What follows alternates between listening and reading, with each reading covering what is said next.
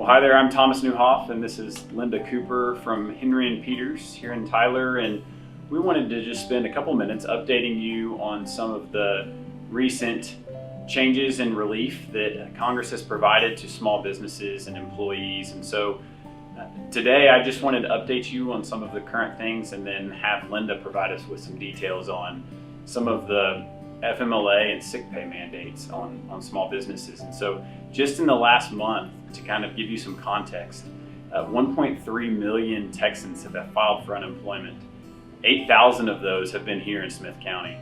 And so the government has been intentional about trying to provide relief to small businesses to prevent employees from having to file unemployment.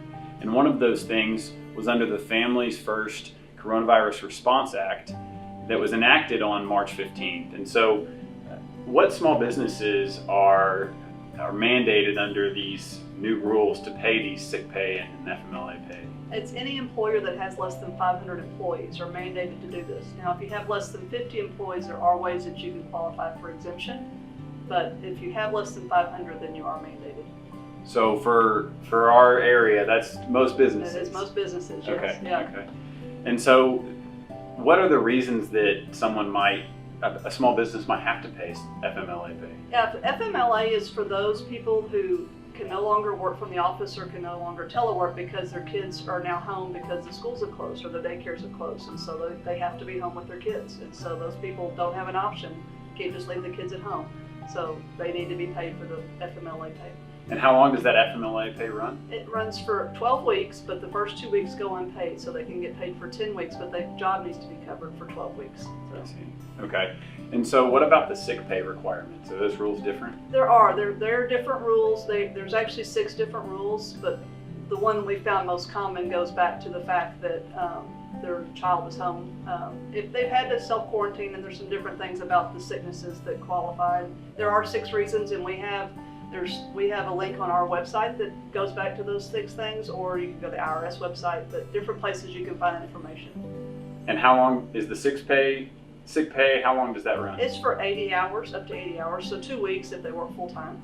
Okay, so the sick pay is for 2 weeks, fully paid, and the FMLA is for 12 weeks, 10 weeks of that is paid. Right, and there are some different qualifications depending on what the reason is, if they get full pay or if they get 2/3 of their pay. So there are some other details in there regarding those things. And as I understand it, the government doesn't intend for small businesses to have to come out of pocket to pay these. So how is the government reimbursing these wages? Correct. So they do have to pay it up front, but when they make their payroll tax deposit, they can take a credit for anything that they've had to pay regarding this FMLA or sick pay off of that tax deposit. So they get immediate relief from the tax deposit.